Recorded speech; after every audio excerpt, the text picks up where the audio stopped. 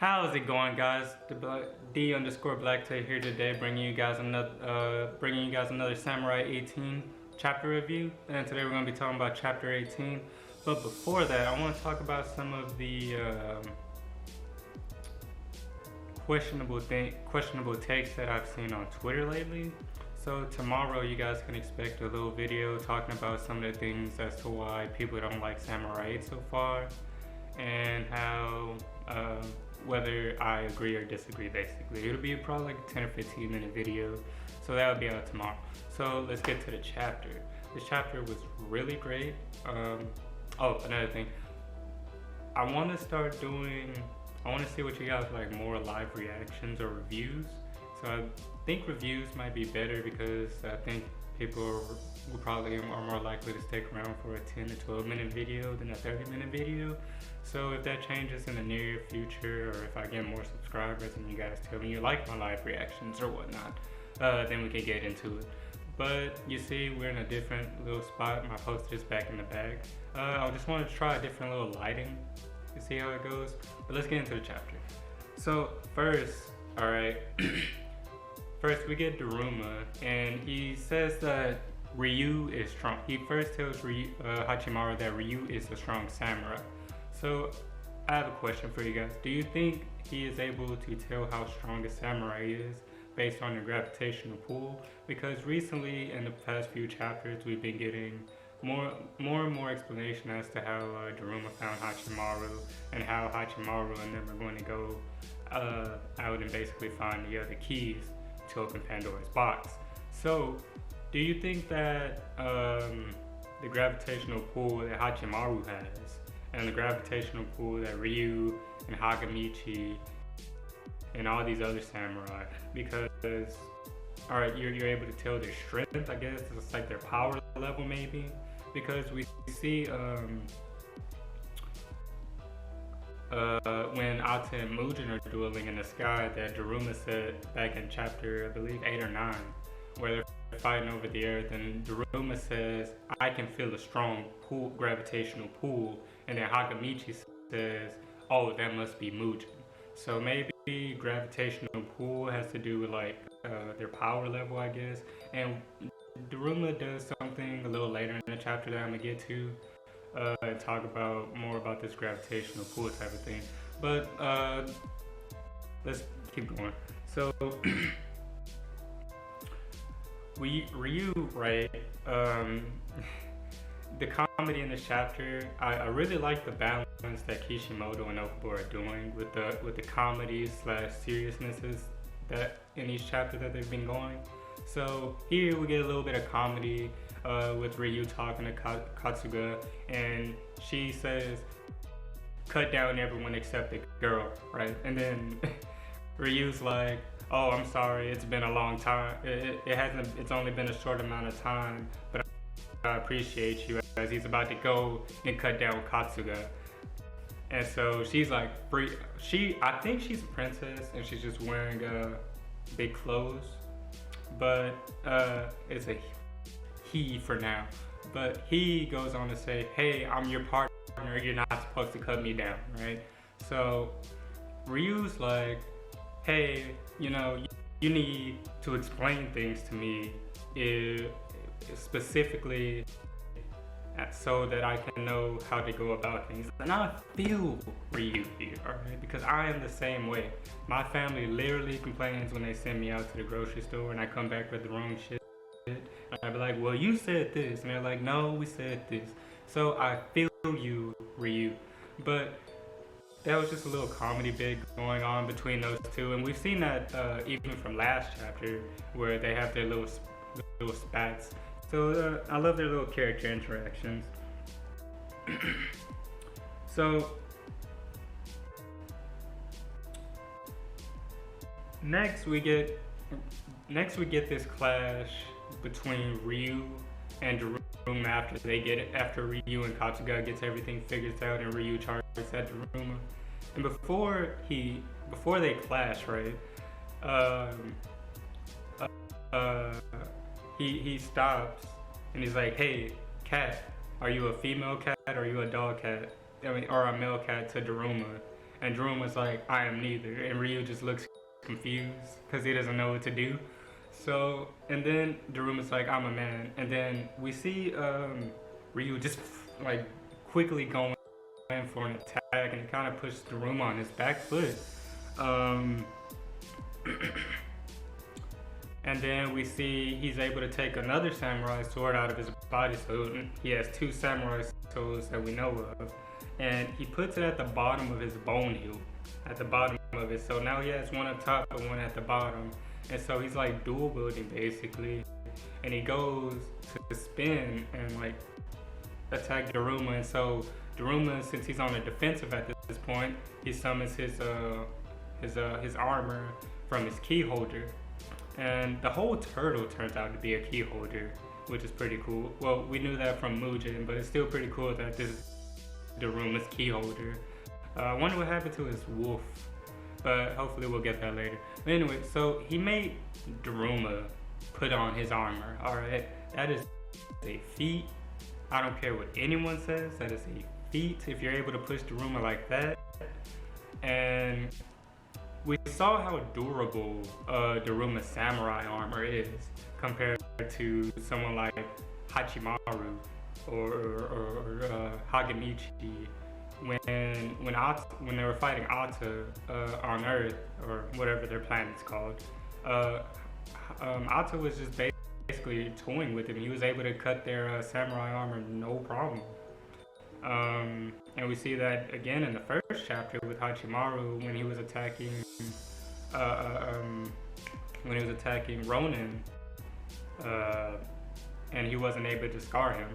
So there's different echelons, I'm assuming, to samurai armor, and I hope we get that more fleshed out later, but it seems like Daruma has some pretty sturdy armor, right? So after they clash, and I guess Kishimoto and Okubo pay a little homage to Jiraiya Sensei from Naruto when he captured Kizame and Itachi in the Toad Stomach. Daruma says, it's unfortunate for you and for Ryu and Katsuga to be where they are because they're in this key holder and they're at his mercy basically. So that was a nice little touch. I thought that was pretty interesting. And I really like some of the little parallel. I keep touching on this every video, but I really like the comparisons and the little character interactions and everything that's going on between the characters so far.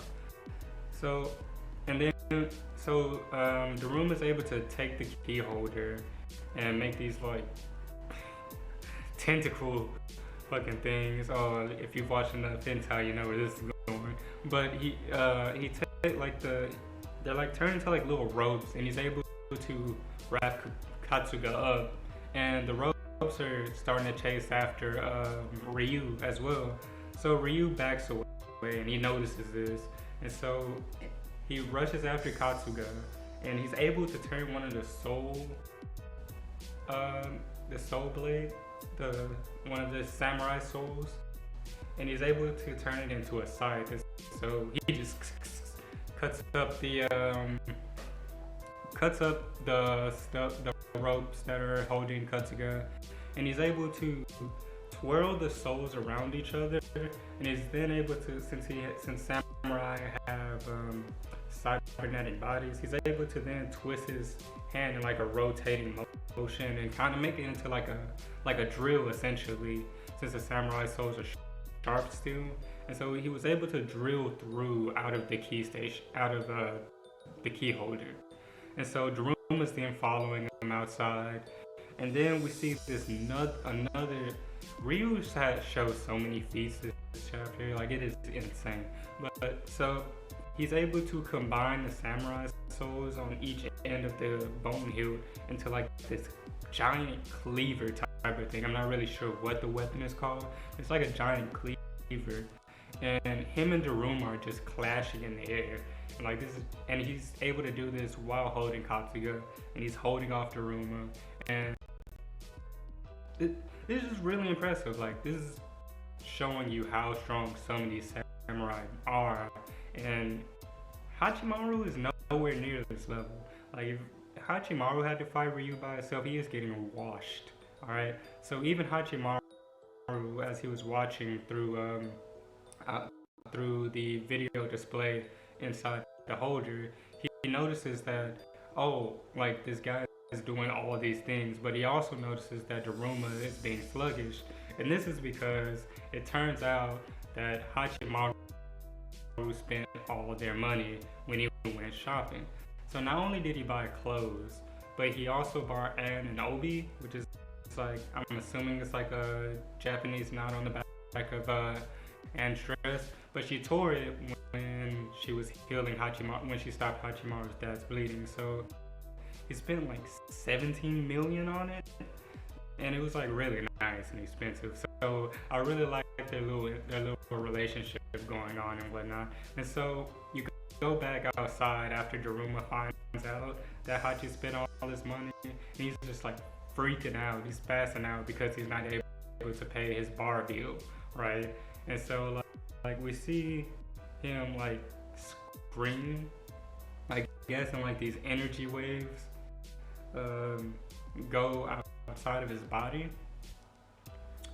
and I wonder if that's like his energy, like his gravity that he's exuding, like he's able to push things or pull things close to him in that spectrum of his bubble or whatever. But we see it push Katsuga and Ryu back, and then we panel forward back to the turtle holder, and Daruma has him captured, obviously, and has Katsuga and Ryu captured, and he asks Hachimaru, and I'm really liking that Daruma is a very patient teacher right now. I don't think that he's always been like that, but I'm gonna talk about that in a later video about Daruma whenever I decide to do a character profile.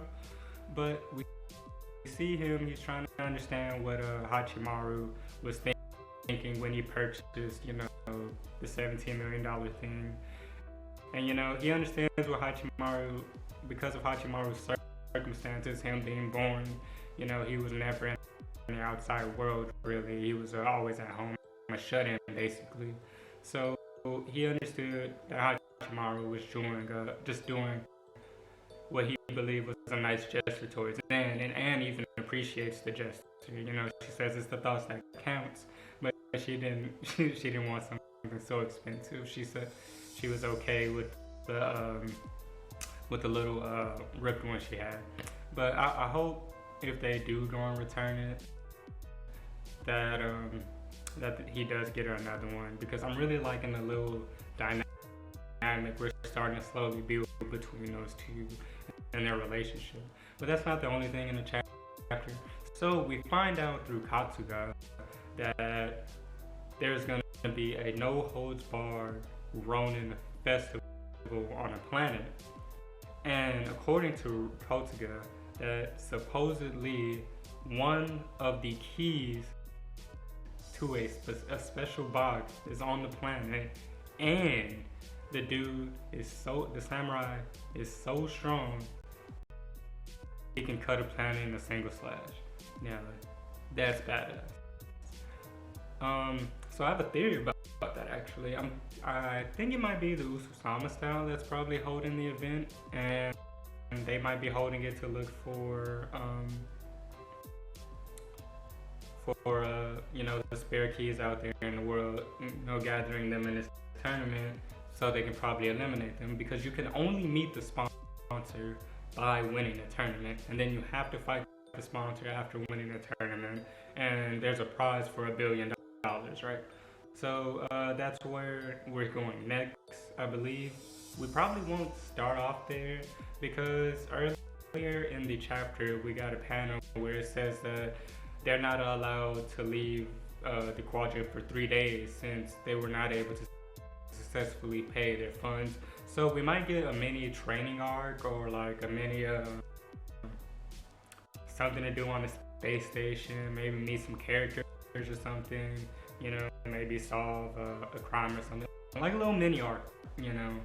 I'm really hoping so we can get like a little bit, so Hachi can get a little abilities under his belt before we go to this tournament, or you know, when we get to the tournament, you know, maybe there's like an entry exam or something that he can get into. So that's my thoughts on the chapter. It was probably like an 8 or 9 out of 10, to be honest. It was a really good chapter. I like the humor. I love the interactions between Kotoga and Ryu and Hachimaru and Anne. And I really like how strong Ryu is and how Kishimoto is giving us like all samurai are kind of different. Everyone has their own fighting style and unique way of going about things. So I really can't wait to see where we're going next. Let me know what you guys think down below. Peace.